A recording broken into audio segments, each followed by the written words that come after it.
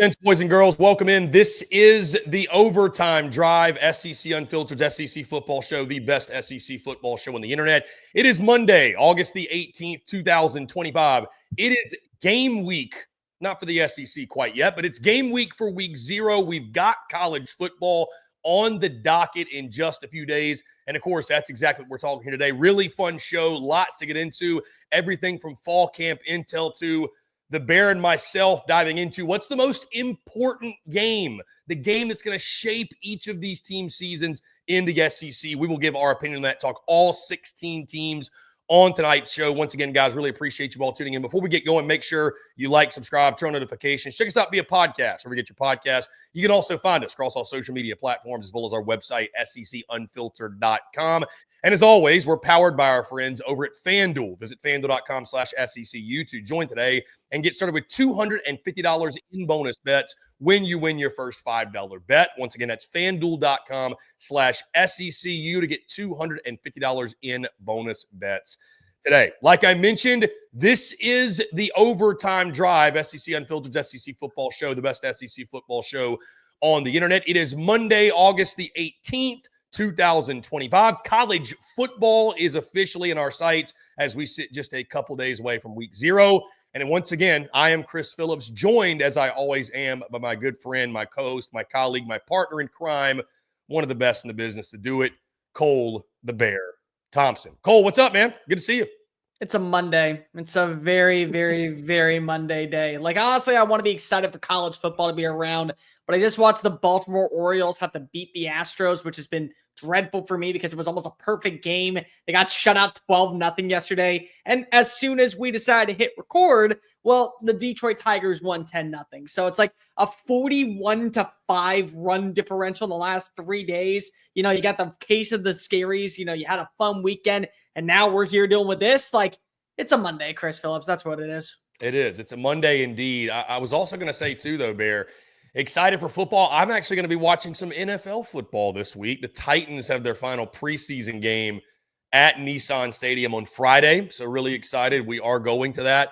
Also, by the way, for those out there wondering, the Bear and I, starting this week, Week 1 previews. We are officially diving into Week 1 previews, starting early. We're going to knock out the biggest games. You know which ones I'm talking about, and then we'll get into everyone else. And yes, Bear, I would dare say that I think we're the only one that does this, the only SEC media entity that's going to preview every single game of every single week. Yeah, that means Georgia Marshall. That means, Kentucky and Toledo. That means Mississippi State, Southern Miss. Everybody gets a preview prediction video, but really, really excited to start talking Week 1 and getting this thing. And we love giving game previews. We love giving picks. Bear, I'm pumped for it, man. We're going to get into it probably tomorrow. We'll start Texas, Ohio State, LSU. No, we're starting Texas A&M, Texas UTSA because I have them in the college football playoffs. So why are we not starting out with the two greatest teams that we can talk about? Because what if there's the greatest upset that we ever see happen outside of the American Conference? I mean, like, let's be real. Jeff Traylor wanted the job. No, I mean, it'll be a fun time. We're pumped. It just means college football's back, dude. Like, we're right there. Like, literally. We got Saturday. We got Farmageddon in Dublin. We got a bunch of people that are going to be out in Ireland enjoying the people of my culture, drunks. You know, we're all fun with them. Like, I'm excited to see what is unfolding currently this upcoming week, because once we get to this week, then we get to week 1, which really is this week, but we call it week 0 for some reason. Yeah, it's exciting, Cole, because like you said, we know that football season's here. When we start previewing games and doing, again, our game previews, giving predictions, all that good stuff, going to be really, really fun. You're going to see the Bear and myself on essentially almost all of the game previews. First couple weeks with non-conference, to give a heads up, there will be some where it'll just be me or just be Cole, just because, well, there's only 2 of us and there's 16 games, and I don't know how effective we would be in getting out 16 game previews. But once we get in conference play, where all we have to talk are the 8 or maybe 9 games every week, because there might be a non-conference game mixed in, the Bear and I are going to be on every single preview. Again, you guys will see all this content. It's content bleeding out of the eyeballs. We got some other fun stuff planned as well in the works here in the next week, really, because it'll all be ready, geared up to go for week 1. So again, really exciting stuff. Again, let's go ahead and dive into it, Bear. Got a really exciting topic tonight. And this is an exercise that I had previously done in years past. essentially doing it individually for every single team. What I mean by that is an individual segment, individual video. Every team gets their own because of some things that happened with our guy Dave Shoemate and obviously kind of us being up against it and having other things to do. I figure why not? Let's just do one big show, Bear, and talk about the most important game in your opinion, in my opinion, and you all's opinion, those out there tuned in.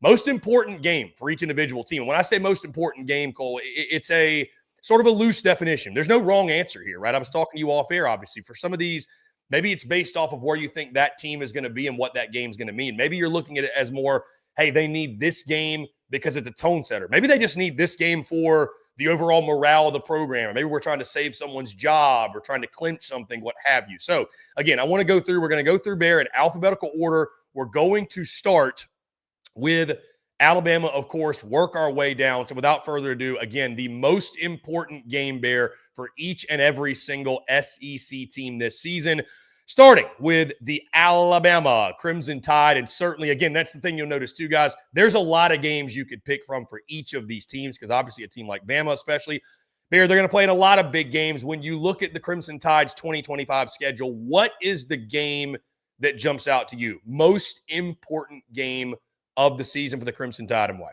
Georgia would be the right answer, but I want to go different. And I don't want to go LSU either because I feel like that if you beat out a close call or even lose that game, you're fine. I look at South Carolina. I look at that road test to Willie B, which is, in my opinion, the most underrated cathedral of chaos in the history of college football. With that atmosphere, with also the implications of that game being the homecoming game for the War Chickens, that to me sneaks up on you as chaos of all chaos. And you actually predicted this to be the one loss for Alabama. I think this is the game where you can't afford to lose because of what happens if for some reason you're to go on the road in the college football playoff. You got to show that you can handle this environment. You got to show that you can handle playing at different venues. You got to show that you can handle playing against a mobile quarterback. One of the things that I wonder about with this Alabama defense is they have a lot of returning production, especially on the defensive side, but what are you going to do with the mobile quarterback? Last season, you watched as Jackson Arnold ran all over you. Diego Pavia had his opportunities to kind of boot, scoot, and boogie. You saw Lenore Sellers keep drives alive in Tuscaloosa, and now you're going into their belly of the beast. And yes, there is a new defense for South Carolina, but also there's a lot of good pieces when it comes to this overall personnel at the wide receiver spot. And this is the midway point of the year, so we'll know exactly where this team kind of is and what direction they're going in. If you believe in South Carolina the way that I do, this is a feather in the cap for the Gamecocks if they were to get that win. And it certainly does not set up a tone going into a bye week before you have to face off against LSU and then Oklahoma and then Auburn to close out the year. If you are Alabama, what if you come in with a loss already and this is your second? You can't afford a third one. A third one kept you out last season. So you got to set the tone in this game. This feels like the ultimate trap game for a team like Alabama. They may be riding high after playing in the third Saturday in October. That stogie smoke is kind of just wafting in their nostrils, kind of masquerading as mist. And there come the Gamecocks marching their way into a double-digit victory in front of the hometown crowd. You mentioned something, Bear, that I think is interesting when we're talking about this, because I think the answer to this question, or maybe the way we think about this question, has changed over the last few years because of now we have the college football playoff. We have 12 teams in it. So there isn't a game on the schedule that's as do or die as maybe it used to be. I think you make a really good point, right? You can lose to Georgia or LSU or whatever and still accomplish your goals, or both, and you can still make the college football playoff. So I think that can change the answer a little bit. I am going to go with the obvious one that is LSU, though. I just still think that game means a ton. I think LSU is a team that is going to be fighting for the college football playoff themselves. Probably, I think, that could be a game, I think, that determines who goes to Atlanta at that point, especially with my viewpoint of LSU. I've got LSU going in this game undefeated, Bear. So I think if we're in that scenario, and I've got Bama with one loss, so I think it absolutely would make it the most important game for them. I still just think Alabama-LSU means a ton. It means a ton to the people of Tuscaloosa. I mean, I agree with you. There's other good answers. I think the game at Georgia obviously is massive, but not to spoil it, I think that one's a little bit bigger for Georgia, if we're being totally honest, because of the past failures against Bama, especially in the regular season, if you will. But I am going to go LSU. I mean, again, we could go a lot of different directions here. I like the South Carolina pick, Bear. I really do. And again, like you said, that's the one loss I picked for them. I think it just sets up really well. Heck, even talking to Bama fans, they agree with me. They think that is a game that they are really nervous about. But I'll go the LSU game because especially if you do lose that game to South Carolina, how do you bounce back? Coming off the bye week, you'll have 2 weeks to stew over a loss if it happened.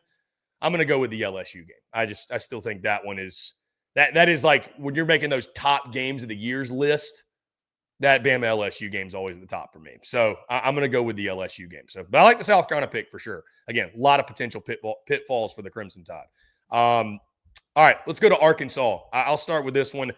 I picked the game against Texas A&M, Bear. When you look at their schedule, again, there are a lot of different directions you can go. I know Hog fans are really, really jacked that this game is not at Jerry World anymore. I feel like Arkansas has invented new ways to lose to the Aggies over the years. Like every year, it just seems like something different. To me, if you could tell me today that Arkansas beats A&M, I'll tell you they had a good season. Like I think that's the game for me.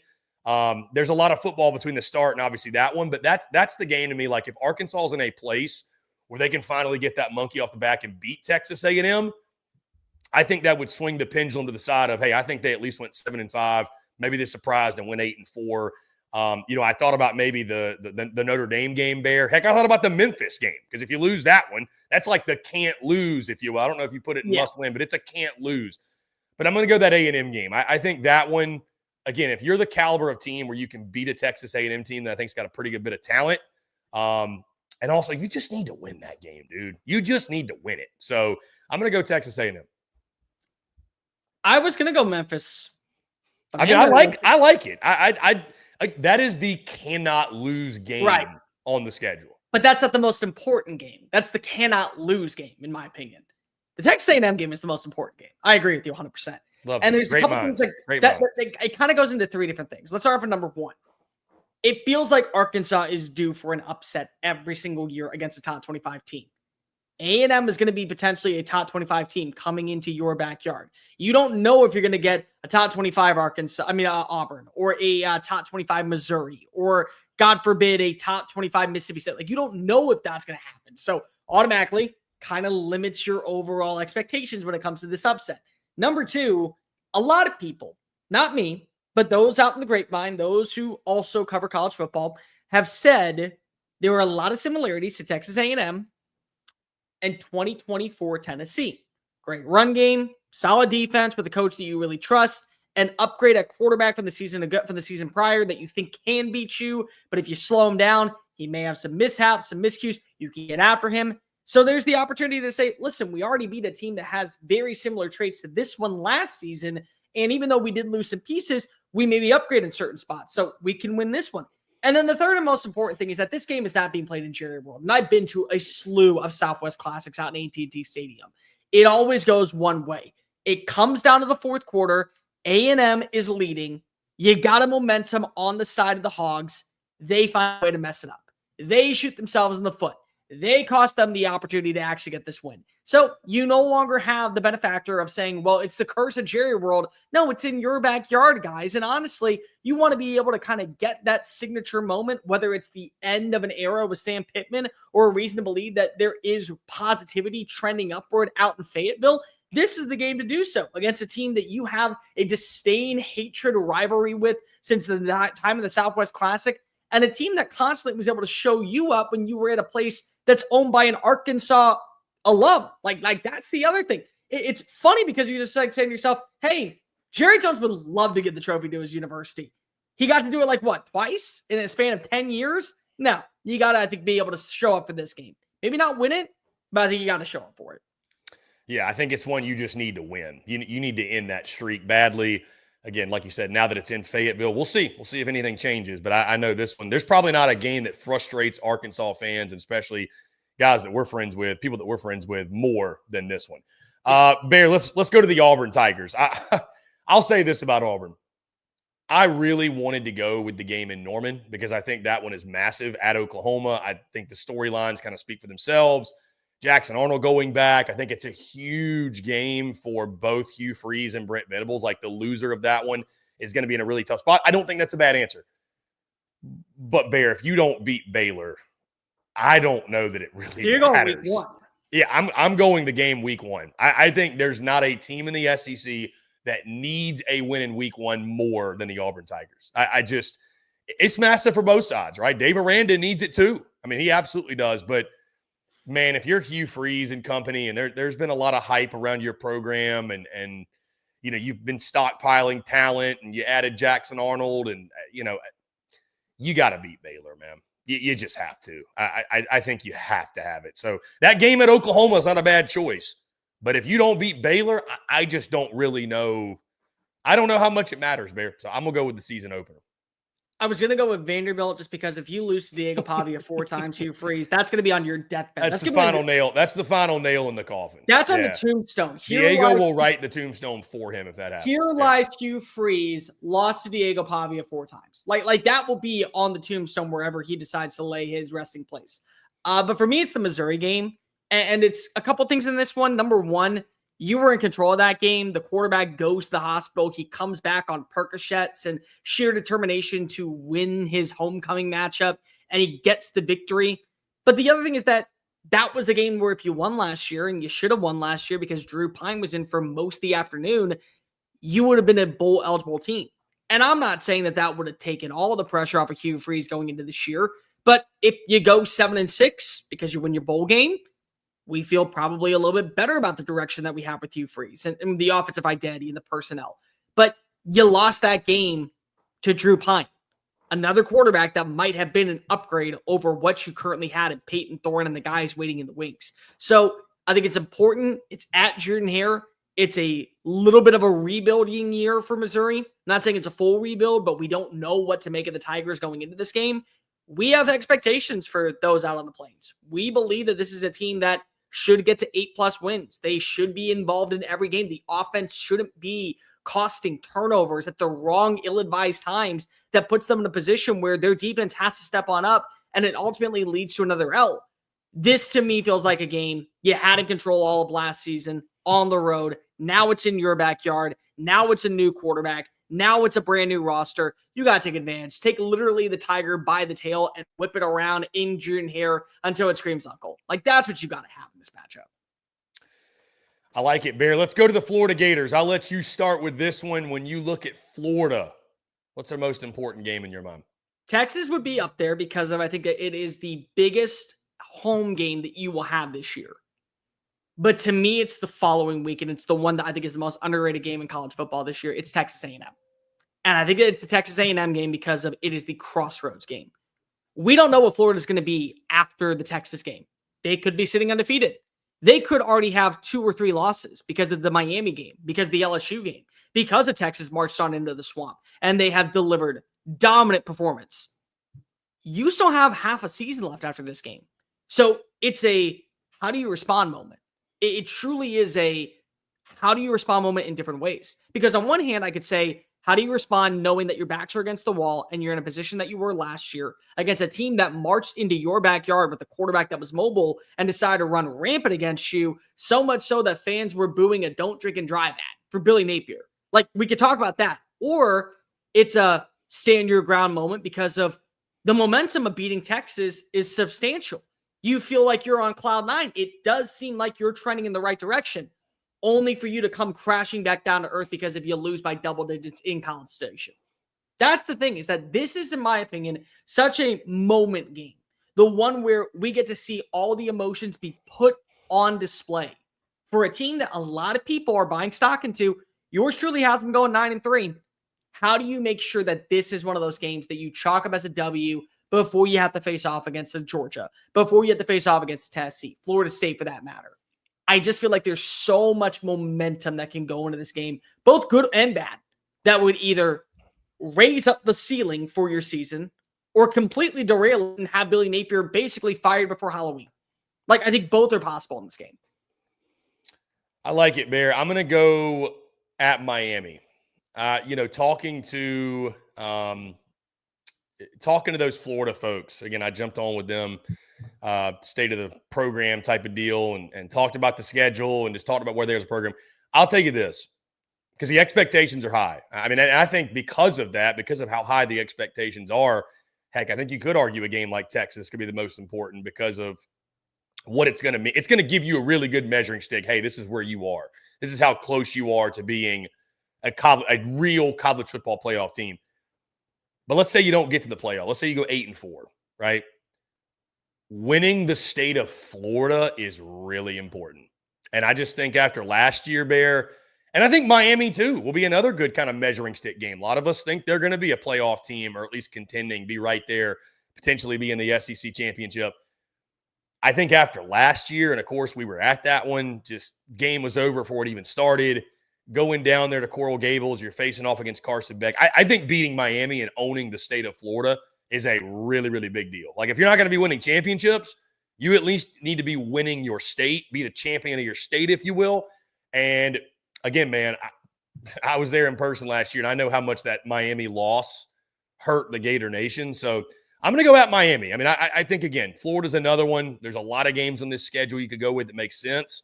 For me, that game at Miami, it's a tone setter early in the year. It's just, again, Bear, it's one that you really want to have. Yeah, I don't know that you can even consider yourself a college football playoff contender for real if you're losing to the Canes. And then I just think there's so much pride on the line in this one. And then not to throw more salt on the wound, but think about this for a second. You forced 3 interceptions last season against Carson Beck, and you were playing with the backup quarterback in Warner at this point because if DJ Lagway gets hurt. Like, are you really going to lose to Carson Beck again? And now it's a state school versus a state school, and it's also going to do numbers when it comes to your future, plus what it does on the recruiting trail. Like, it's little things like that that truly, I think, add more volume to this. Like, this is a quarterback that you hate because of what he did at Georgia, and now it's at state school. You hate Miami. Show up that you hate Miami. Like, prove that you hate Miami and prove you hate this kid. Bear, let's move on to the Georgia Bulldogs. I'm curious if you think this one's as cut and dry as possible. Yeah, I mean, because here's the thing. Did you say Texas? I went with Texas. No, the Texas game. So you went with Bama. I went with Bama. Okay, so I'm gonna explain this really quickly because I don't disagree. That's a massive game. It is. I don't think there's a game Georgia fans want to win more than the Bama game. Like they need to have that game. But I think there's going to be far more on the line when Texas comes to town. I do. And I think like a shot at the SEC title, obviously a shot. I mean, dude, I've got Georgia coming in with 2 losses. Third knocks them out, right? Like college football playoff hopes on the line. And I think, too, because of the chatter of the offseason and how everybody's been hyping Texas up and kind of crowning them as the new favorite of the SEC, I think this one's important for a lot of reasons. I think that's a big one as well, is just reminding people, hey, Georgia, we still run this conference. So, continue to push the narrative. Texas has a Georgia problem. Kirby's got Sarkisian's number, right? Like you want to keep that going. But I just think that late in the season, Texas coming to town. I mean, dude, I just think of it this way. Like your playoff hopes could be on the line. Y'all also could both be undefeated, right? I mean, like really, truly, it could be for number 1 in the SEC. So, the Bama game from the Georgia fan base perspective is the one they want the most. I think the Texas game is the most important one on the schedule, though. It's still Bama because you got to beat Bama. I mean, like, let's call it as is. Everyone asked for years, is it a Kirby versus Nick problem or is it a Kirby versus Alabama problem? Well, Kalen DeBoer takes on over last season. They run rampant the first half. You see Ryan Williams basically create a hate crime against Bulldogs everywhere in the country. And it ends up leading to another Alabama victory. So now it is a Bama problem. It's not a Nick problem. He's no longer running the show.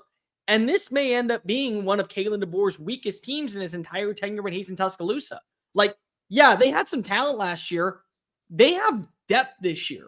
They have really good depth long-term at Alabama. And so if you're not able to get past them in your backyard, with this being a night game, with you feeling confident in the direction of where your offense is going, with all the new additions at the wide receiver spot, with how you feel about the offensive line, you didn't go out and add anybody in the portal. You didn't make any coaching changes at that spot.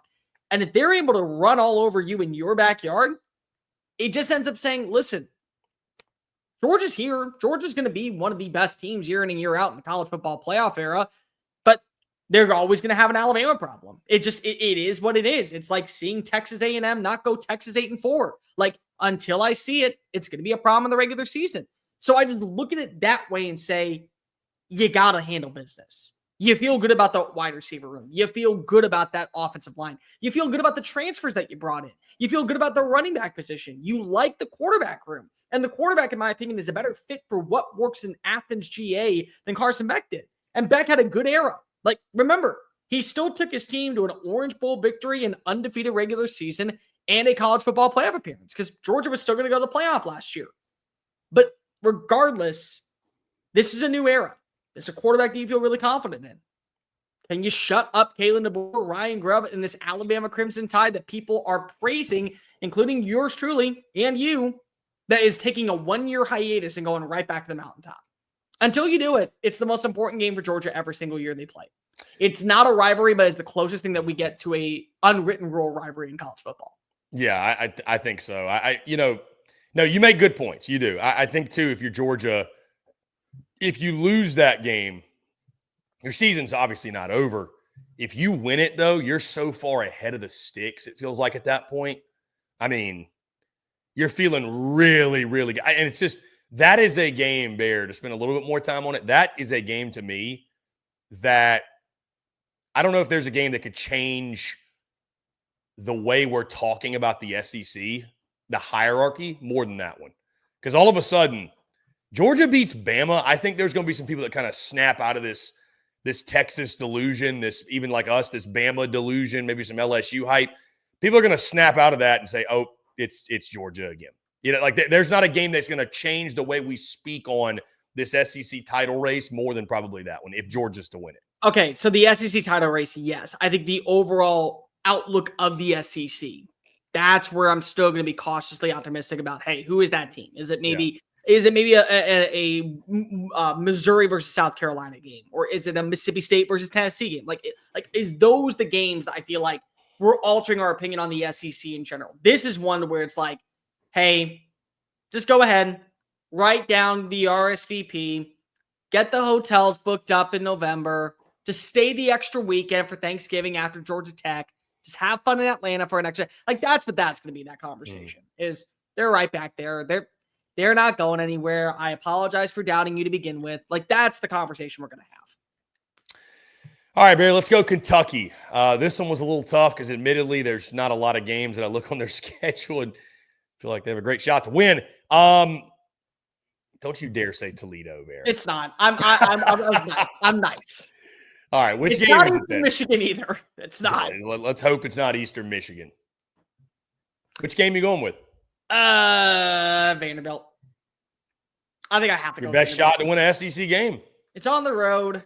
It's late in the year. You don't know what the overall offense is going to look like for Vandy. Maybe it's a very even keel game.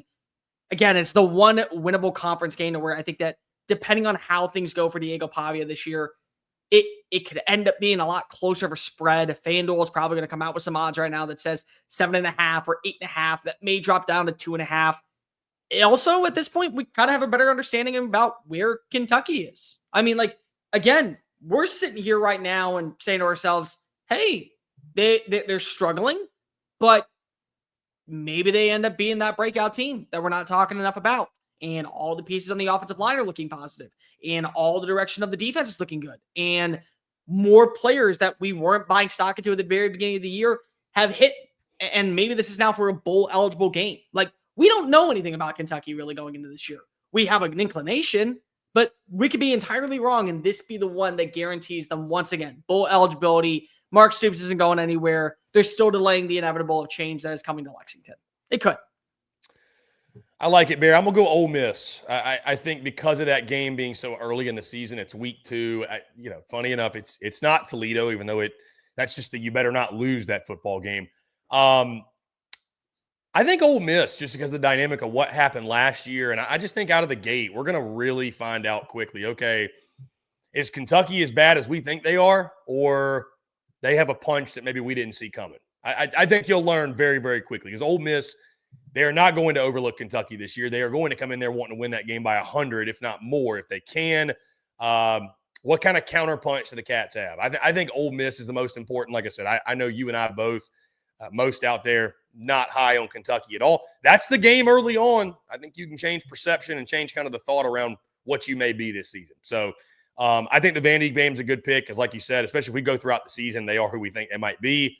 Yeah, that Vandy game is like, hey, circle it. That's going to be your best shot to get a W in the SEC. But, yeah, I just think the Ole Miss game is interesting because of everything that happened last year and the revenge factor for the Rebels. But I think Kentucky feels like this is a team they have confidence against, obviously, because of what happened. So I think the Ole Miss game week 2, that one will be really, really interesting.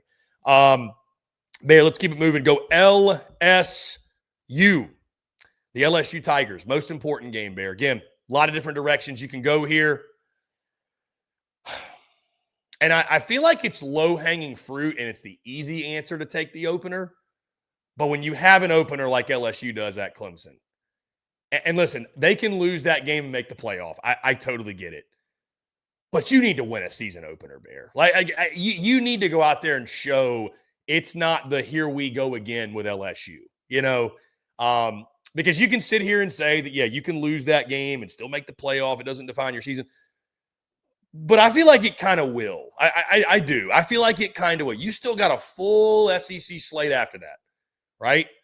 And the last thing you want to do is go 6-2 in conference, but you lost to Clemson. Now you're sitting at 9-3. You ain't getting in. They're not going to let you in. So I think that Clemson game, there's been so much hype around the Clemson Tigers. I think you go out there, you put your foot down, you set the tone for what this season's going to be. You set the tone in that game. Heck, I could argue it's the most important game, and you don't even if you lose it, it's important how you look, how you play, right? Like, I just think it's such an important tone setter. The mood in Baton Rouge, the mood down in Louisiana is going to be so different on this team, on this program, on Brian Kelly, depending on what happens in this football game. So, again, it feels kind of like the easy answer, but for me, it felt like the right answer, that game at Clemson. So you have 2 non-con season openers against teams that I have in the playoff as most important games for SEC teams. All right. This one's very simple for me. I go with history. History doesn't lie. History has never lied to me, and it won't this time around. It's the Alabama game. It's the Alabama game, and it has nothing to do with what happens in the actual matchup leading up to it. It has nothing to do with how Alabama looks. It has everything to do with LSU. History has said, if LSU wants to compete for a national championship, they got to win in Tuscaloosa. Every single time that they have gone to the Natty since 2000, 2003, 2007, 2011, 2019, that game was won in the walls of Bryant-Denny Stadium. So I'm just basing it off of history. History says that if you think LSU is good enough to win a national title, they can march on into the house that Nick Saban reinvented after Bear Bryant and was able to hold its own against the mighty Crimson Tide. You don't need to win by double digits. You don't need to win by, say, a field goal. You can win based off of a big freak play. DJ Pickett running it back 97 yards, and it silences the crowd in the front row. Because you know how quiet it can get inside Tuscaloosa pretty quick. It can be that. But if you want to prove that you are good enough to win a national title, and on paper this team is, you got to win in Tuscaloosa. Case in point, bottom line. You have them in the national championship. I cannot believe you have them in the national championship but losing to Alabama. History is lying. That would be breaking the rules of what we know about LSU football playing in the national title game.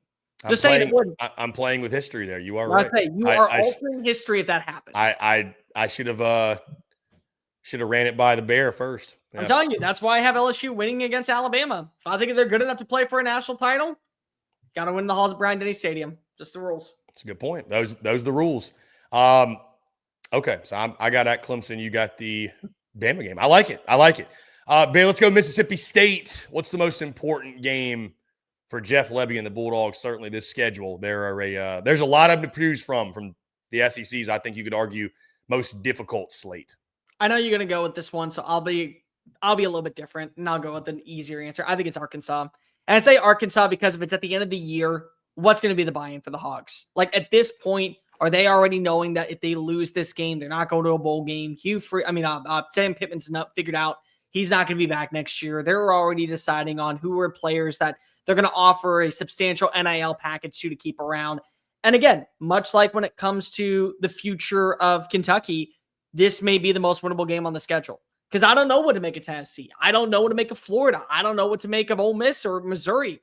But I can tell you what, Arkansas, depending on what we view them as, depending on what they are as a program, it's really hard for me to say if the offensive personnel with this rushing attack, with an upgrade at the quarterback spot in terms of the productivity around him, another year in Jeff Lebby's system, and how much we saw leave Fayetteville this offseason when it comes to the secondary, you cannot think that this team can't get explosive plays in Razorback Stadium and make this a 2-possession game going into the fourth quarter.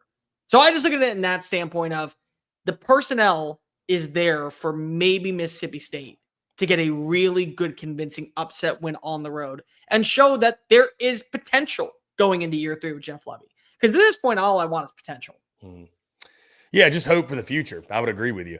And I think that's the key for them this year. That's the goal this year, I should say, is to win an SEC game. You do that, you hate to set the bar that low, but we went 2-10 last year, right, guys? So the bar is that low. I've got the season opener, Bear, yet again. I feel like I'm taking the easy way out here, but boy, that game at Southern Miss. Season opener. You're not allowed to take another season opener. I'm telling you.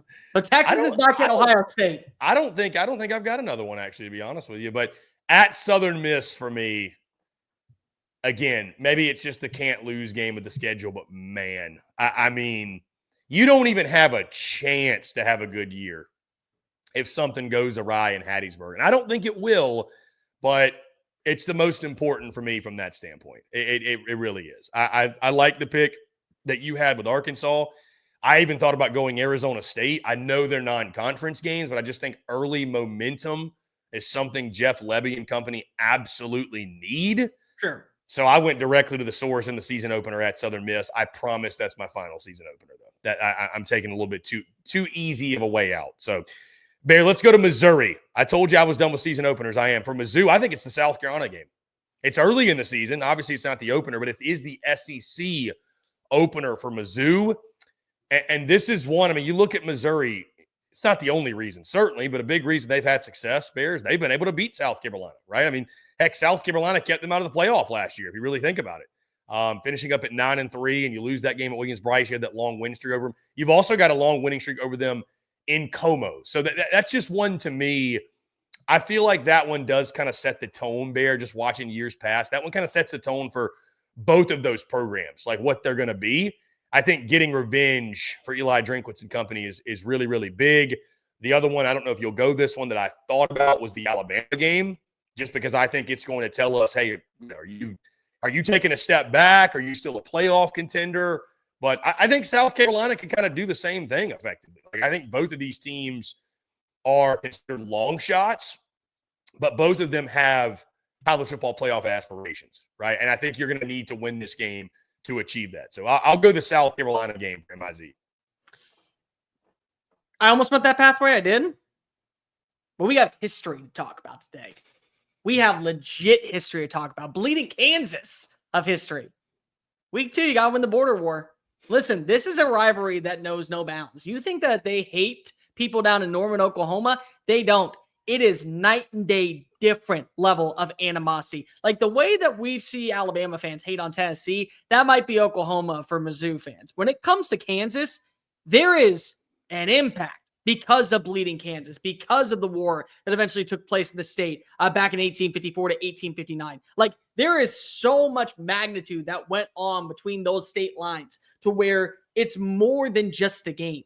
It is a livelihood. It is a beatdown. It is a story. It is a fabled tale. And Connor Tolleson even told me when we were at SEC Media Days, they brought in a historian to talk about this game. Like a legit historian that broke down what happened back in the 1850s between these two sides because of how bad it was. These two hated each other in the Big 12. You watch on the hardwood, they hate each other in non-conference play. And now you get Lance Leipold actually having an opportunity with Jalen Daniels fully healthy. This offense kind of turning the corner because they bring in a new OC, sleeper in the Big 12, to pull that signature moment over a team like Mizzou.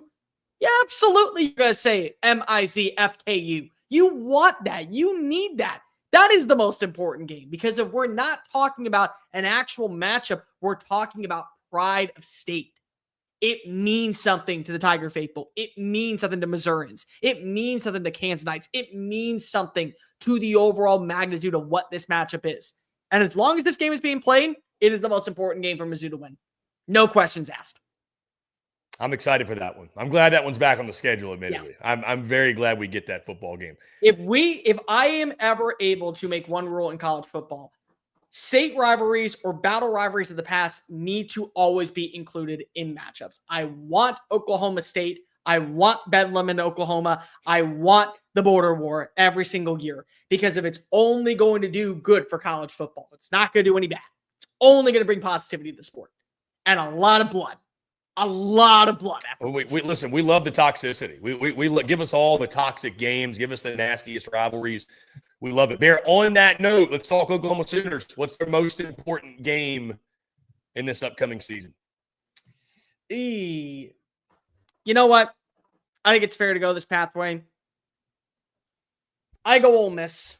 And I say Ole Miss because I think that there is such an importance about having that opportunity to win at home. Last season, you had your miscues. You weren't able to have a good offensive identity. Even though you kind of kept it close going into the fourth quarter, you being able to welcome them into your backyard, especially with not knowing what the schedule is going to be like or what your matchup is after the South Carolina game, after the Texas game, this feels like one that does lean a little bit more in your favor. John Mateer is going to be fully acclimated with its offensive weaponry. You're going to know what your offensive personnel is like. Your offensive line has already been battle tested against a defense that kind of is going through it right now. It just feels like this is the moment where you get right back on the track to close out your season with LSU, to close out your season with Missouri. And that's what I look at. I'm not looking at it as, hey, if you lose this game, you don't go to the college football playoff. Because maybe you beat Texas and you lose South Carolina and this is your second loss. Or maybe it's you only have one loss going into this game. Like, a lot of those things could happen. But I think winning at home against Ole Miss, a team that we also don't really know what to make of it, with your new quarterback kind of outshowing and outclassing their new quarterback, it just ends up being a big feather in your cap. And it kind of eases the tension of where you sit in the pecking order of teams that are contenders in the SEC. I got to admit, Bear, I thought you were going to go Red River. I did. It's not fair, because it's always the most important game. Well, and now the more I think about it, I'm like, man, now I kind of want to go Red River, even though I didn't have that written down. But I'm not going to do it. We're talking about too easy of answers. That one is too easy. Although I think that one is massively important because of the fact you got embarrassed last year by Texas. Texas goes on and makes the SEC title, makes the play. Like, not even from like you have to win standpoint, but you need to go out there and give Texas hell for 4 quarters. Like, you need to go out there and show you've closed the gap. You know what I mean? Like, you were thoroughly embarrassed by your arch rival and this feeling of them looking at you like little brother. So I think that game's massive for Oklahoma. That's not my most important, though. I talked about it earlier, Bear. I didn't go with it for the other side. But for Oklahoma, I think it's the game against Auburn.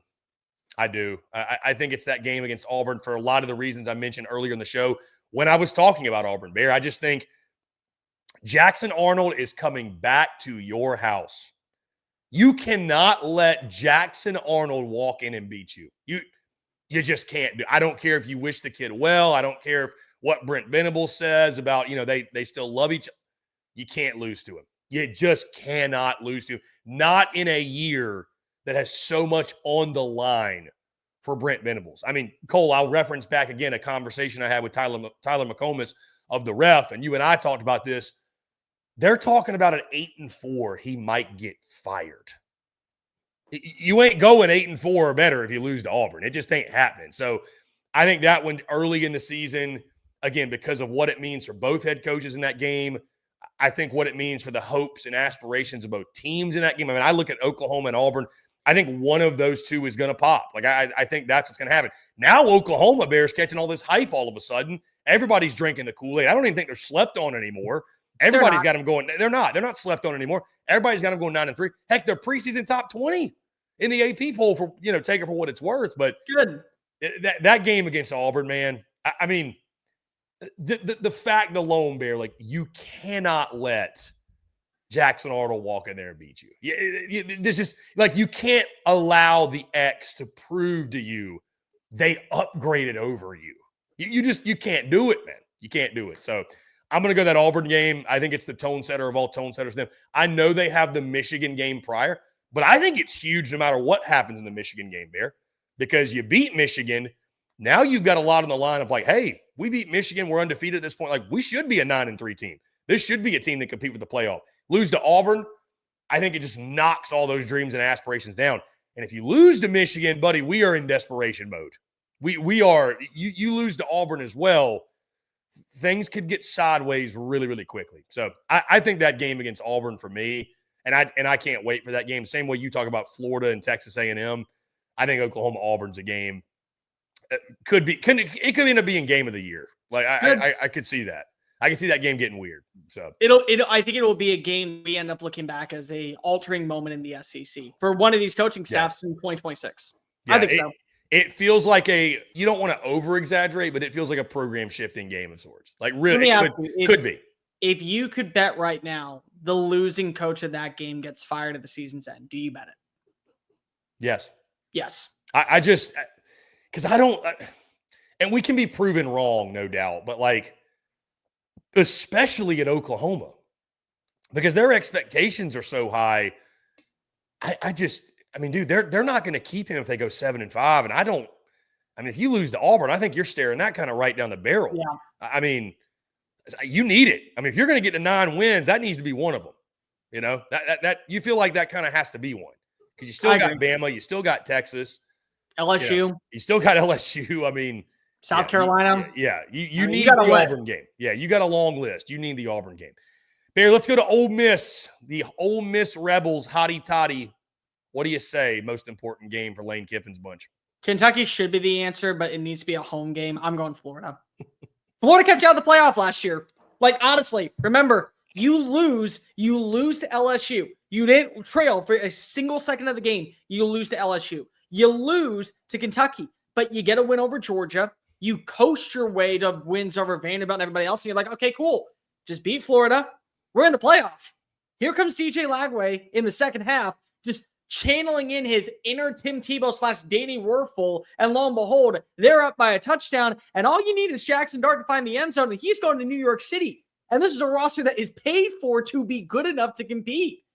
And you shoot yourself in the foot again. Well, now they get to come to your house. And at this point in the season, Austin Simmons, there's no more hiding who he is. He may be a Heisman finalist. He may end up being a dud. Like, we don't know. But I'll tell you what, we will know by that point. The wide receivers, we'll know if they're good or not. We'll know if the offensive line is holding up. We'll know how bad this defense is. But it doesn't really matter, because if I'm Lane Kiffin, as much as I want to beat Kentucky, I think I should beat Kentucky. As much as I want to beat LSU, I can sleep at night losing to this LSU squad. I don't think I can sleep losing to that team last season, knowing I should have been in the playoff. So, unfortunately, it's like when you have, like, say, a friend that has a little brother and you end up having a big falling out, or like you have a bully and they have a little brother, and like the little brother ends up coming in their freshman year and you're a senior. It's like, payback's a bitch. Like, I'm sorry, man. Listen, your brother was mean to me when I was a freshman. Karma. That needs to be the feeling. This Florida team needs to have the karma of what was supposed to happen last season. Like, I just feel like that is a game. Your backyard against a roster that feels good enough to be in the college football playoff conversation, and you want to kind of make them pay for you missing out last season. I think it's a Florida game. I like the Florida pick, Bear. I do. I am going to go with the Magnolia Bowl, though. That game against LSU. I think that is one. Again, I look at it more, like I said, from a tone-setting perspective, and I'd agree with you. We shouldn't be talking about Kentucky as the most important. I mean, it's the biggest revenge game, obviously, and I mean, they have it circled. But if Kentucky's our most important game of the year, we're probably like, we need to think a little bigger. You know what I mean? I think the LSU game, that Ole Miss LSU game, man, has become it has become one of like the must-see games every year. It just weird stuff happens. I mean, I was at that one last year, rushed the field in Baton Rouge. 2 years ago, you got the 52-49. Nobody's playing defense. I mean, LSU just historically bad that night defensively. I think it's LSU. I think with Ole Miss, a team like Ole Miss, Bear, you can go a lot of different directions with them. I don't know that there was one that just like really, really stands out. But I'm going to go the LSU game. I think that one early will sort of tell us. Big test for Austin Simmons, obviously. And Ole Miss, I mean, they'll have an opportunity to make a big-time statement and kind of that wake everybody up themselves. Hey, like we should have been talked about more when it comes to, potential dark horse in the SEC for the college football playoff. So I'm going to go Magnolia Bowl. I think that one gives Ole Miss a really, really good measuring stick of where they are on a yearly basis. And I think that'll be the case yet again with this one. So, and if nothing else, I'm just selfishly excited to watch it because it's a guaranteed shit show, it feels like. So, yeah. It's going to end weird. It's wacky. This game is always wacky. End the way that you want it to. It's going to end in some trick play in the fourth quarter that will be the reason why either LSU wins or loses. Like, that's going to be it. Bear, let's go to South Carolina, the Gamecocks. I'm going to let you start with this one. Most important game for Carolina. You open and end your season both with ACC foes. Obviously, there's some primetime premier matchups on this schedule. Always a difficult schedule for the Cox. Shane Beamer and company, what's the most important game? I want to go with Oklahoma because of what will be the emotional letdown afterwards, but I got to go with the game before. I think it's LSU. LSU, you should have been in the playoff against. You should have beat them. And it was not your fault. I will defend this as long as humanly possible for all of the War Chicken Nation. This is why you love me and you come to SEC Unfiltered. For me and for these takes. LSU did not deserve to win that game. The refs stole that game from you. Nicky Manwari's touchdown should have counted. And then even if we have to remember, Lenore Sellers didn't play in that game. So if we're going to hold the accountability to, in the past, well, what happens if they rewarded a quarterback that didn't play because of the team ended up having a loss in the process, like we did with Georgia and things like that? We would have put them in because if there was no Gunnar Stockton, like all those little things, you have to include it with South Carolina. Lenore Sellers didn't play the second half. That was the Robbie Ashford-led team. So a lot of things that went in this game ended up being a reason why South Carolina didn't go to the playoff. Yeah, you lost to Ole Miss, but you were never beating Ole Miss. You lost to Alabama, but it took you one of the greatest comebacks we saw last season to even get within striking distance of beating Alabama. You had this game in the bag, and the refs kind of took it from you in your backyard. That's to fester. That's to sit with you. That's to pile down in your stomach and inside your brain, knowing that last season was a special year out in Columbia, and it could have been even more special if you just had one thing go your way. Kind of like I said, karma. It's supposed to be a special year, not in Baton Rouge. It's supposed to be a year that we're talking about Garrett Nussmeier, Heisman Trophy winner, All-American wide receivers, Brian Kelly, meeting expectations, all the nice funds that were brought in via the portal defensively. And you just have to say, sucks for you, bro. Welcome to 9-3. We felt it last year. Lenore Sellers got to go off. One wide receiver's got to have that moment. I'm him, dude. Defensively, you got to have somebody be that impactful player. But I look at that game, I say to myself, if you end up winning that game, every other matchup from here on out should be a cakewalk. Or at least you should have the confidence to know you can win. You should be able to win against Alabama. You should be able to carry that momentum the next week against Oklahoma. You should be able to welcome in this year a Clemson at the end of the season. All those things should be on the horizon. You win this game. That's my 2 cents. I like it. I like the LSU pick. I really do, especially because of obviously what happened last year. We talk about some revenge games, which that'd actually be a fun series. When we do that, talk top revenge games going into the year. This would be near the top. I mean, this may be number one. This may be number one because of how it went down last year. Certainly from the South Carolina side, they want it bad. But I'm going to take a little bit of a different approach here. I'm not obviously going season opener. We've written that off, although I think the Virginia Tech game is massive, and we will be breaking it down and talking about it, but we need to be talking about it more because of South Carolina historically in season openers, and obviously if you lose that game, it's going to throw everything for a loop. But I'm going to go instead the season finale. I think the game against Clemson. I think that's South Carolina's most important game. And I'll tell you why, Bear. Listen, I don't know if the Gamecocks are going to the playoff. I don't know. I know you think they got a good shot. I've had my doubts. Whether they do or they don't, though, I don't know that people really grasp how big that game is and how important that one is to people in the state of South Carolina. Like that is one to where, listen, South Carolina does not have, great history or tradition or whatever. And it's been Clemson all but dominating that rivalry historically. I mean, go look at the record. I'm not, they've had a lot of success. They've beaten you all a lot more than you've beaten them. If Shane Beamer can make it back-to-back wins over Clemson, and what would that be, Three of the last four. 3 of the last 4 there. That's a really big deal. Like, I mean, and I think it's, somewhat silly convo. And I've had some people ask me, if this record happened, would Beamer be back on the hot seat, or how would I'm like, he has beaten Clemson with enough consistency to where, like, we are so far removed from that conversation, because that's how much goodwill beating Clemson buys you. Let me ask you out of curiosity. Who do you think has the most leeway right now in the SEC? Leeway, like, as a head coach? Yeah. Like, who has the most goodwill built up? Yes. They have so much equity, they can go 2-10 the next year and be fine. Well, in the SEC, we all know they're crazy, so 2-10. But, no, I get what you're saying. I think that who's essentially reached the untouchable category. Yeah. Like, I think, dare I say, Drinkwitz at Mizzou. I mean, I think at this point, he's just their guy, dude. He's their guy. Kiffin at Ole Miss. You're not firing Lane Kiffin. I think it's Lane Kiffin. Yeah, Kiffin owns Oxford, dude. Like, he could do whatever. You know what I mean? I will change my pick to Shane Beamer if he wins against Clemson 3 of the last 4 years. Yeah. I mean, dude, Beamer is beloved, like, absolutely beloved. And you get it, right? Like, but I think that Clemson game, and I mean, I think there could be a lot on the line that Clemson game. Clemson's got all this hype. Hell, you could come in with 2 losses. You could come in with 3 losses, Bear. And if you win that one, you've got one of the most compelling 9-3 record resumes, just like last year yet again. And potentially you're beating a team. I mean, what if you beat Clemson and they go win the ACC? You know what I mean? That could happen, right? Like, there won't be many teams that could, put their hat on that, hang their hat on that, if you will. So I think it's that Clemson game. Again, there's a lot of options with this schedule, because this schedule always presents so many different opportunities. But that rivalry is huge, man. That rivalry is so big, and they're going kind of back and forth right now.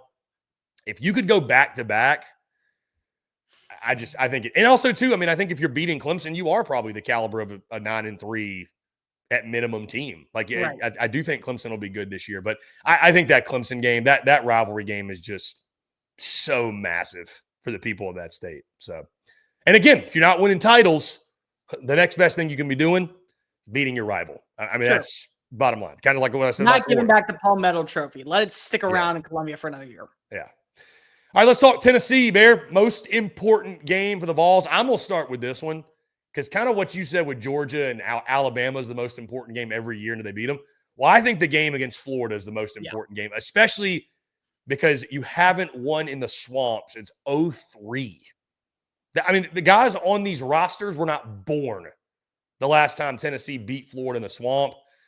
It's late in the season this year, which is weird, obviously.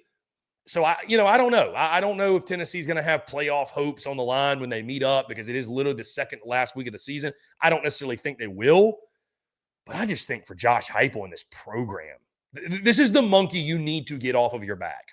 Like, if Tennessee's ever going to take the next step to getting the Vols football program back to a competing to go to Atlanta type of level, there, you got to beat Florida.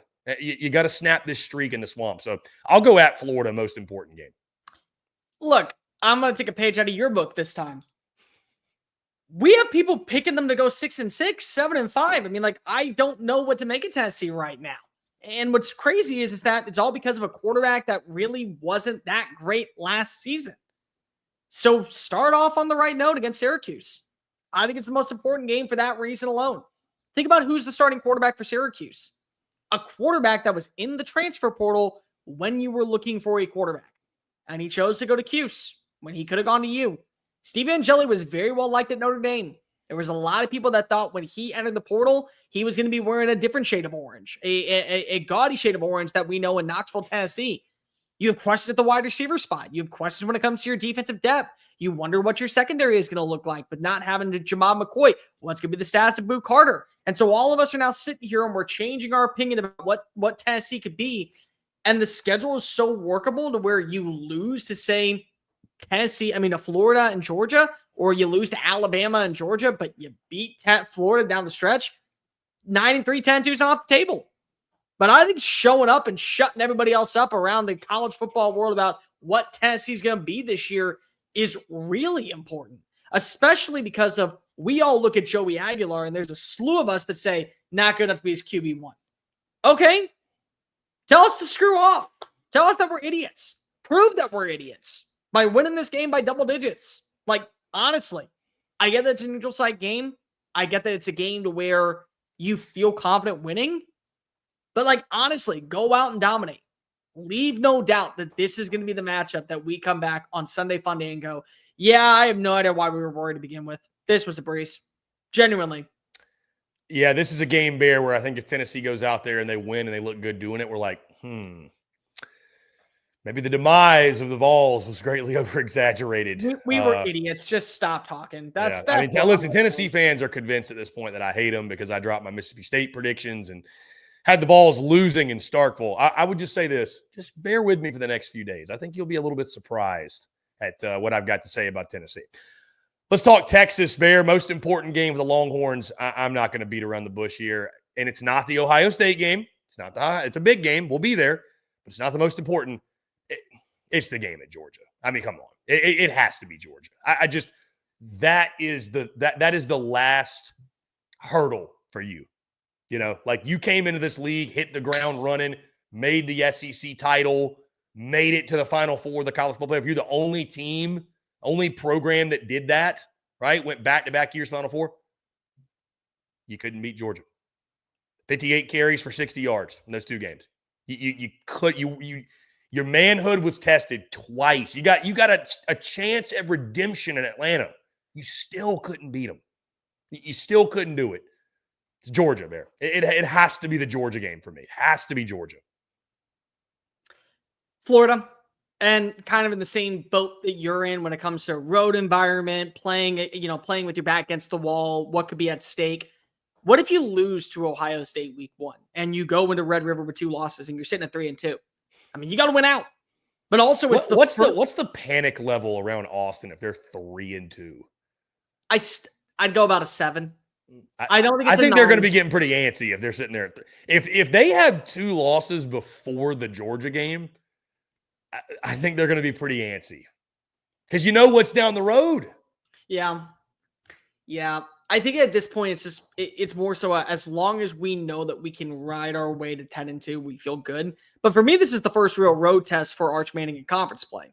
And also it's the first real road test for a lot of these young players that you expect to kind of take on another step forward. And like, what's your overall confidence level in Florida? If you're really confident that Florida is going to be a good team, even though Texas, for my opinion, is going to have a top 3, if not the best defense of college football, what if they're not able to slow down a Jaden Baugh? What if they watch as DJ Lagway lives to expectations and this is the feather in his cap towards New York City for a Heisman Trophy presentation? Like, it's all these little things. Arch's first real road test in conference play. What does this offensive personnel look like against an improved defense? I want to believe that there is a reason to buy some stock into Florida being one of the more slept-on teams. And also, a lot of people are talking about it, not just me. They think of this as a game that is absolutely a trap for Texas. Make sure it's not. Honestly, make sure that this is like, it was all speculation. It was all off-season hype. It was all conversations that had nothing to do with actual on-field play. That's all this is. Like, just make sure that you go on into Gainesville, you shut up the Gators, and you get ready for Red River in a couple weeks. Bear, I like it, but it's Georgia. I'm just going to let you know right now it's Georgia. Man. I respect you being different, though. Let's go Texas A&M. Most important game for the Aggies. This was one I kind of went back and forth here, Bear. Which direction you go in? What's the most important game for Texas? I don't know. It's because there's 3 that I want to go with. Like there are. I'll start. I'm going the game at Notre Dame. I just think that one's going to be a really good early season test. You lost to them last year. You know, I think there's a fair amount of hype with it. I think we've done a good job. I'm talking about we as the college football community. We've done a good job not overhyping A&M. You know, there's here and there or whatever, but like I think we're all cautiously excited because of what the roster is. Go show us. Go show us in South Bend. I think that game at Notre Dame is a big, big time tone setter. But I'd agree with you, Bear. There's a number of games I could have went with here. I'll lock it in. I think it's Auburn. I think it's Auburn, and the reason I think it's Auburn is because of two things. Number one, you're coming off of that matchup against Notre Dame. So remember, you play that game against Notre Dame, then you get to come on home. How do you respond? Maybe you have all the hype in the world because if you beat a top 10 team in their backyard, only to watch you crumble underneath the pressure at home. Like that's been a thing of Texas A&M for years, and I've talked about it multiple times.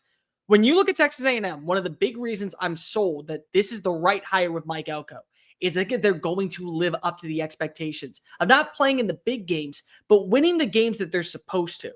The thing for me is that as much as we want to believe that last season was a turning of the tides, again, the remnants of Jimbo Fisher stuck around for one season. So can you prove that this year, after showing up against Notre Dame, with all the revamped defensive pieces, with all the new offensive personnel, with a quarterback that's going into year 2, full-time as the starter, great rushing attack, fully healthy, that you can beat a team that you're supposed to be, that you're favored against in your backyard, and it's not circa 2019 or 2022. So that's number one. The other most important part is that this was a game that kept you out of the college football playoff conversation. You're 9-3, and you end up going 7-1 down the stretch. You lose to South Carolina, but you win this game. Again, there will be a small group of people that say Texas A&M belongs in that conversation. Probably closer to Mizzou, but still belongs in that conversation to be in the college football playoff.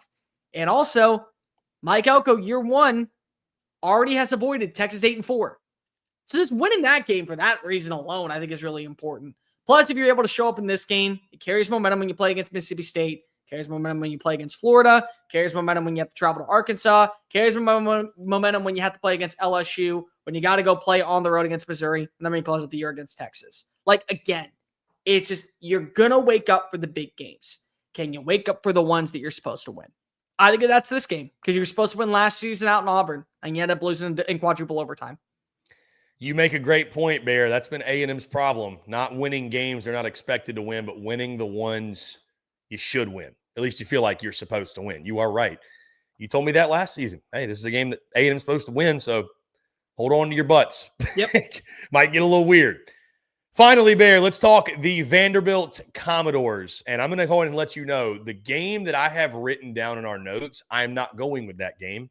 I have changed my mind over the duration of this conversation. Ooh. Bear, the game that I am going with, that is the most important game for Vandy in 2025, it is the season finale against Tennessee. I think it's Tennessee. Because the more I think about it, and what just came in my mind was all the offseason chatter from Diego Pavia saying that essentially, like, we're going to run the state of Tennessee. There is no one that he has more trash to back up than that game against Tennessee and with the Vols. Like, my other answer was going to be at South Carolina because you broke a lot of streaks last year and pulled some big upsets. Like, Bear, you haven't beaten South Carolina. I think it's almost been 20 years since you beat them. It has been a very, very, very, very long time.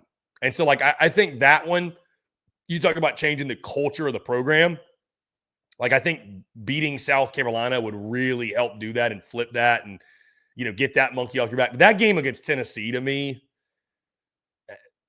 there's a lot more hatred in that rivalry than I think people understand and appreciate. And, yeah, I just think if you're Vandy, man, Diego Pavia has talked a lot of junk. He's talked a lot of that bull junk, as Dion likes to say. So he's got a lot to back up, and a lot of it he directed at the Vols. So are you going to take over the state of Tennessee like you said? I mean, you got to go win on the field. So, yeah, I think that game against Tennessee for me is Vandy's most important. You can only say I was able throughout my entire college football career beat one coach 4 times once. Can you say it? If you are Diego Pavia, again, I think it's Auburn. I think it is. Auburn comes to your backyard. It's right before a bye week for them.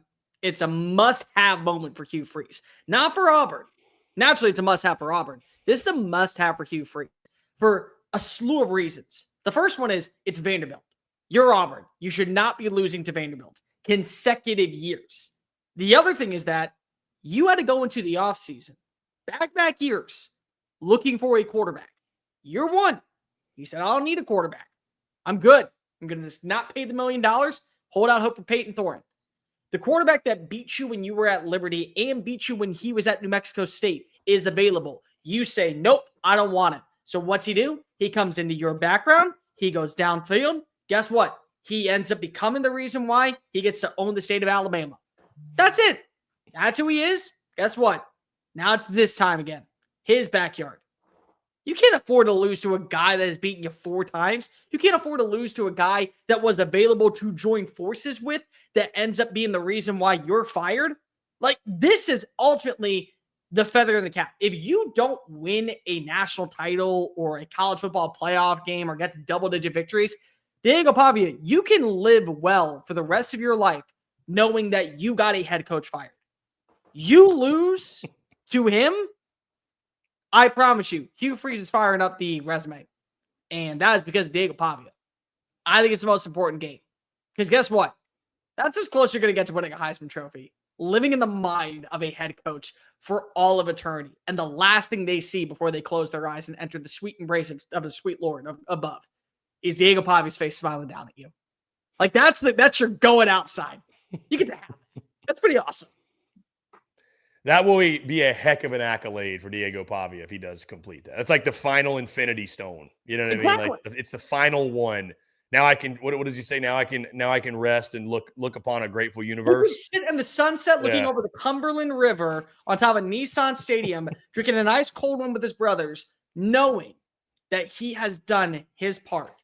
It is finished. Nobody will own anyone more than the way Diego Pavia owns Hugh Freeze. Nobody. He is inevitable.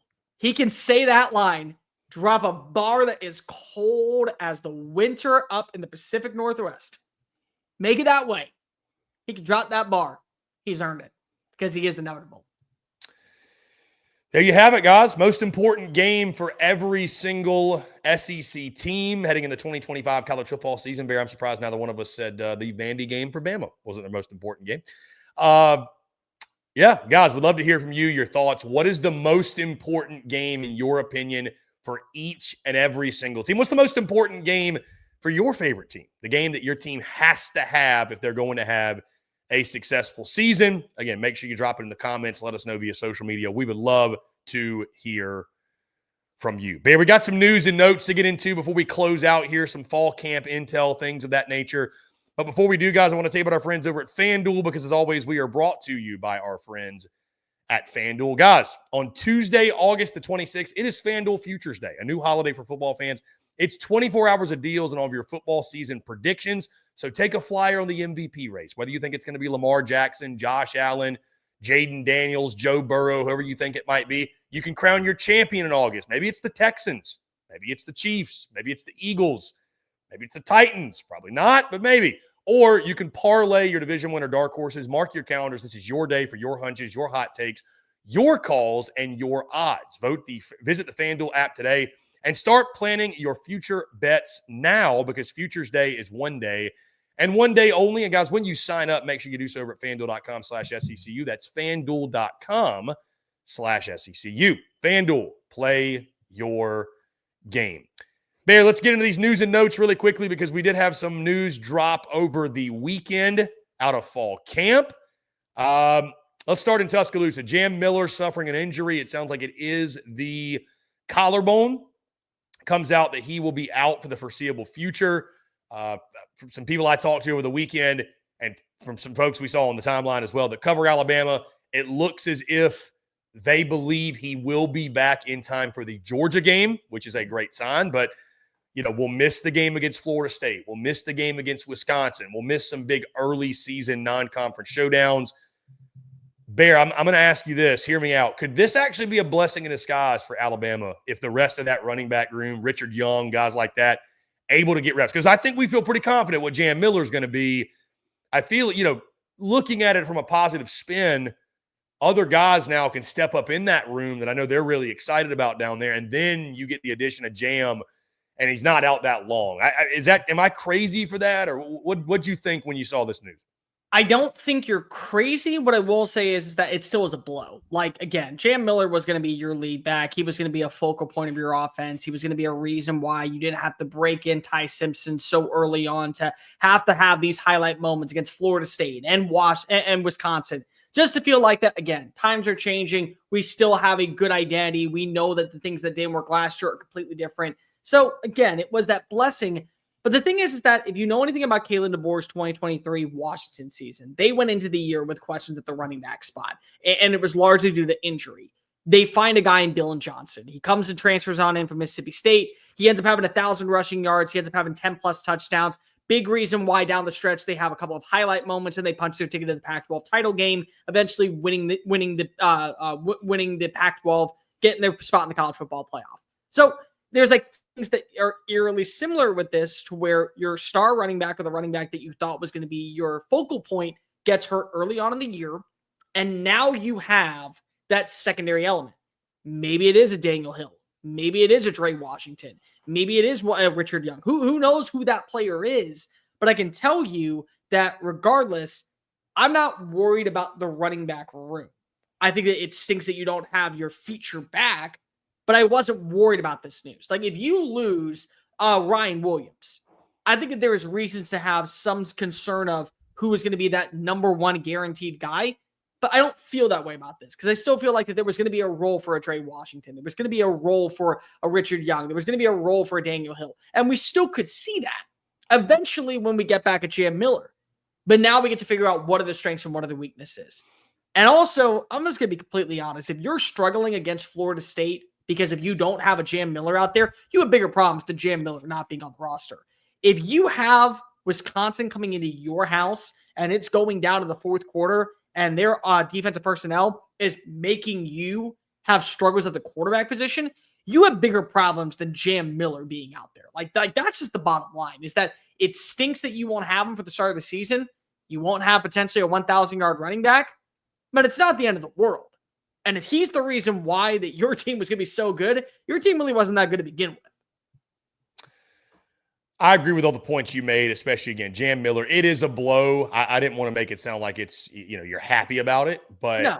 I do think it's an opportunity. All of a sudden, doors open up for some of those other guys in that room. But certainly, Jam Miller, you're going to need him. And I agree. If you're struggling without him, might be a bigger issue anyways, that we will identify early on. You should not. Does your opinion change on that Georgia game with or without Jam Miller? I mean, I think it has to affect it a little bit.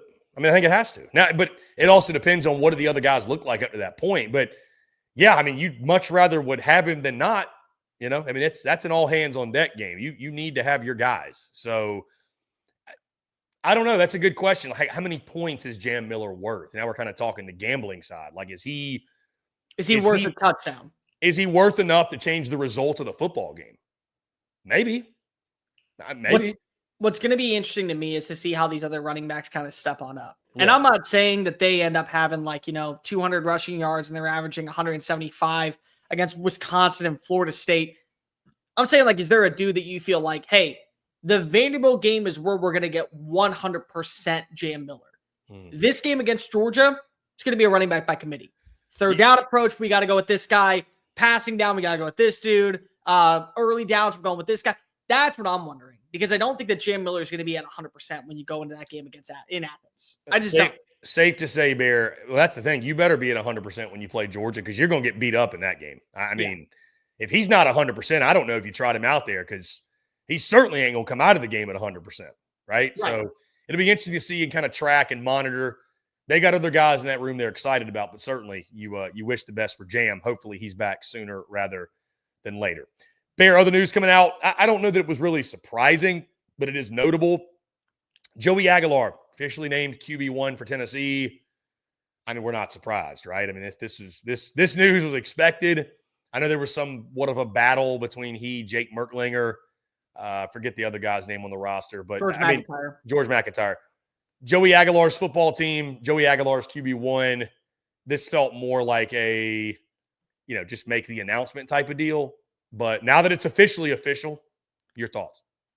Well, number one, I'm glad that he had to earn the job and that it just wasn't given to him. Like, I think there is something to say about, hey, Josh Heupel is doing his due diligence to put his team in the best position possible to where they end up getting the right guys out there. And if it's not going to be Joey Aguilar and Jake Merklinger gives you the best chance to win, then by all means, play him.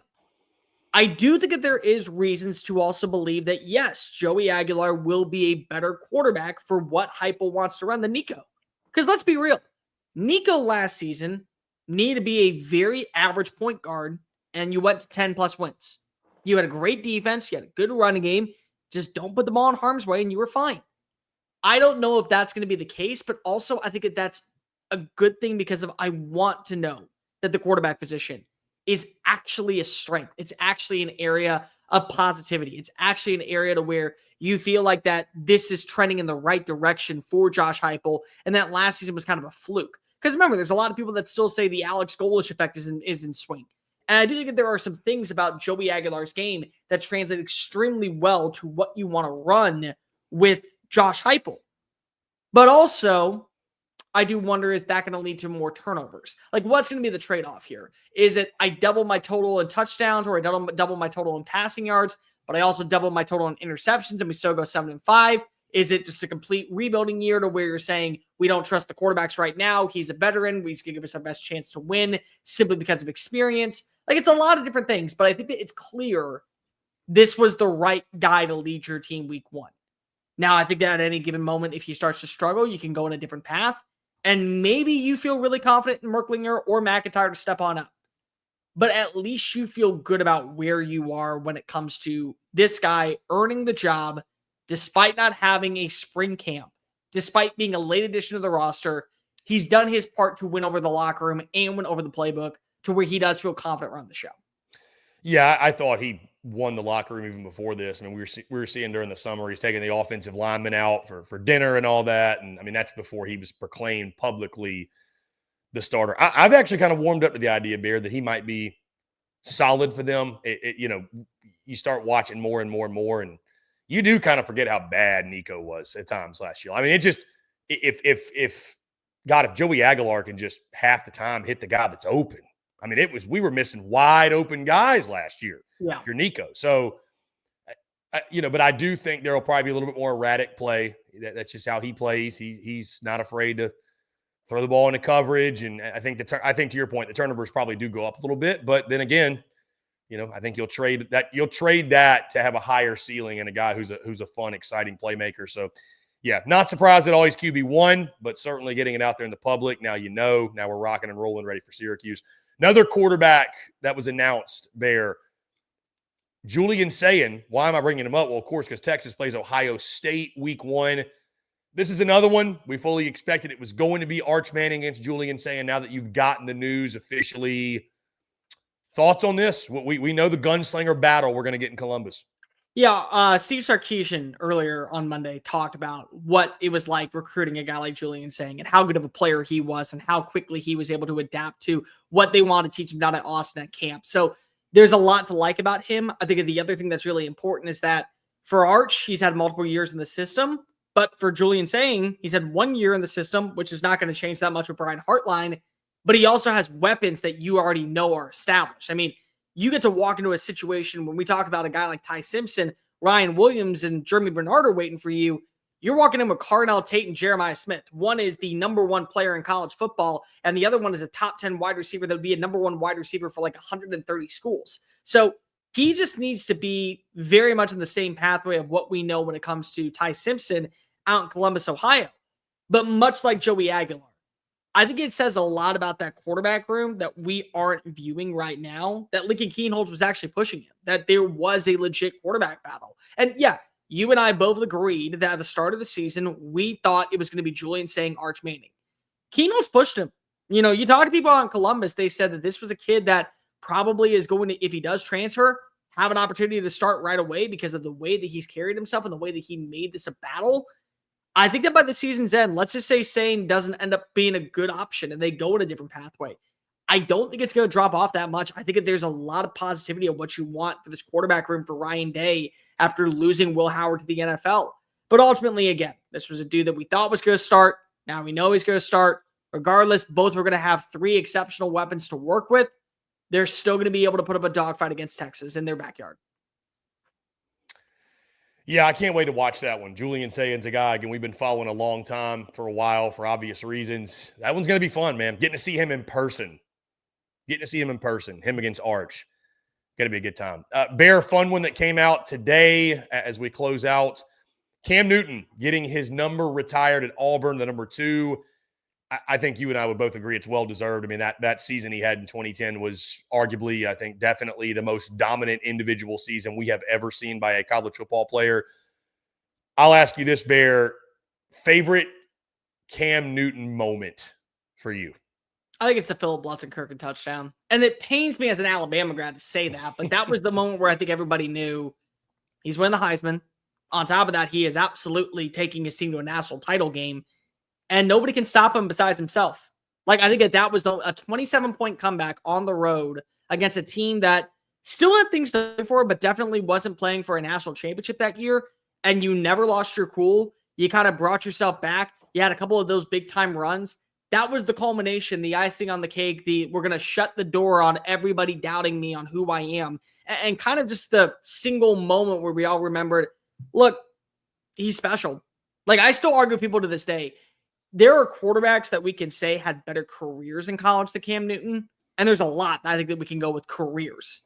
Single season, for what he had, for where the program was going into the regular season, with what personnel was around him on both sides, I have never seen a more dominant quarterback in the history of the sport. And he changed the game. I mean, he truly, when you look back at the way that he played, especially with his running style, opened up a new avenue for quarterbacks. You don't need to be this 185-pound scat back dude that can make defenders miss behind the line of scrimmage. I can do that with my legs. I can also just pulverize you, standing 6'3", push you into the ground. He created careers for other quarterbacks. And I think at that moment was the culmination of a changing of the tide in college football.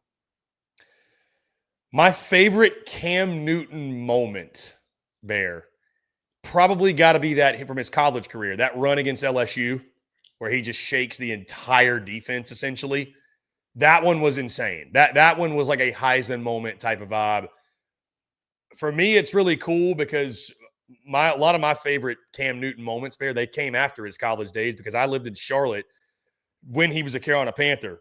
I got there August of 2015. You might recall what happened that season. Yeah. The Panthers went 15-1, and he won the MVP.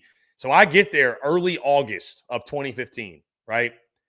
And when I tell you that was probably the most fun football season I've ever experienced, just from the standpoint of being in that city, waking up every Sunday knowing the Panthers were going to win. You just knew. Yeah. I mean, they could not be beaten. Watching that Cam Newton season, hitting the dab, like all of it, it was really wild. That was such a wild couple months of football. I got to go to the NFC Championship that year when they played the Cardinals, and they just crushed it. That was Carson Palmer, by the way, his Cardinals. Crushed them. I mean, so glad I went. That was a crazy season, man. That was wild. So it was funny. I got a lot of Cam Newton after the fact, after his college days. But well deserved. That number 2 obviously should not be. It hadn't been worn, but good on him for retiring it. Good on. I think the Panthers need to be next. You need to honor Cam Newton, greatest player in that franchise's history. They need to honor Cam Newton. So we're in a group chat, and we heard a couple of days ago our good friend Dave Shoemate bring up the question of, you get one quarterback for one game to win you that matchup. Is Cam your pick? It's either Cam or Tebow. But like, not knowing what the rest of the team looks like, that's the thing. Cam feels like the right answer because Cam could take any 10 other guys. Cam Newton will go win the game. Right. Just most unstoppable player. I mean, that Auburn team without Cam Newton probably goes, what, 7-5? 5-7. I mean, yeah. Literally. I mean, they're probably getting a new coach that year. Because remember, Gene Chizik did not win over the crowd his first season after being 5-19 and was hired away from Iowa State. Yeah. Like, he was not a good fit. And then he kind of bought a lot of equity for 2 years. Hey, $180,000 to get Cam Newton. That's the greatest purchase in college football history. Like, I argue all the time because, like, I'm a big Baker fan. I will always be a big Baker fan. The way that Baker just played the game of college football, I think transcended personalities and brought a new era right before the NIL kind of peak kind of started. And he was also like kind of the great underdog story. And like, Baker's a good pick. The right pick's Cam. Because you don't know. Because I didn't say, oh, you're going to play with Louisville. Or I didn't say you're going to play with Kennesaw State. I said you get to pick one quarterback. Figure out the team. I don't need to figure out the team. I got Cam Newton as my quarterback. That is the team. And we saw what happened. He won a national title. Like, honestly, a part of me still to this day goes, Auburn won the national title in 2010. Really, Cam Newton won Auburn the national title in 2010. That's how we should phrase it properly, because without him, they're not a 500 team. Special. Great way to describe Cam. Just a special, special, special talent. I don't know if we'll ever really see one like that again. Maybe your boy Lenore Sellers, maybe DJ Lagway. Who knows? But Cam was different. Cam was just different. Cam was different. One of one for sure. Mayor, anything else we didn't hit on? Anything? One more thing. There was news that broke right during the middle of the show, and I want to bring this up with you. Hugh Freeze was asked earlier today about the quarterback battle. Not real battle, because Jackson Arnold is QB1, but the quarterback conversation. Do you think that you will play all three passers against Baylor? And his answer was, yeah, there's a shot. If there's a shot that you're playing all three quarterbacks, you might as well pack in the season. I am genuinely worried for Jake. I am genuinely worried for all the Barners. I'm genuinely nervous about what this season is going to unfold because of that comment. Hugh always finds a way to outdo himself, I suppose. I don't know. Can we be real? I see the quote now. Could Auburn play all three quarterbacks in the Baylor? Hugh Freeze, quote, yes. Yeah. Come on. If we see three quarterbacks in that game for Auburn, I don't believe that. I can't believe that. I just can't believe that. I just saw the quote. I'm like, here's the bottom line. For starters, there's no shot that you're winning this. Like, I feel really good about making the bet when I did on Baylor being a +3 on FanDuel. Now the line's changed, so you can't. You still want to go make that bet, go over to FanDuel.com/SECU. Go ahead and get in the action today. Win $250 in bonus bets with your first $5 bet. But still, I got that +3.5 because I figured this was going to be the case. If you play all three quarterbacks in this game, Hugh Freeze is not allowed to call himself a quarterback guru ever again. Because if you've had 3 years to figure out the position that you have praised yourself on and that the media has praised you on forever, and unfortunately, you still can't get it right. Also, a lot of people are going to owe Bo Wallace an apology. A lot of people are going to go, hey, Bo, you may have said something that we weren't paying attention to back in 2014, 2018. You were certainly right, in 2022. We maybe owe you a little bit of our bad, bud. Like, literally, we're at that point. Yeah, because he took quite a beating on social media from those folks when that happened. So yeah. He took a beat down. Maybe Bo Wallace was right after all. Maybe. I'm telling you, like, I will gladly get him on this show. And the day that Hugh Freeze is fired, I want him to open up the casket filled with the dead bodies of the stories that he has from his time at Auburn, from Ole Miss. Because if at this point, I don't know where Hugh Freeze goes.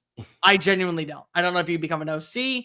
I don't know if you become a head coach. I don't know if you take like 5 years off and go the G5 route.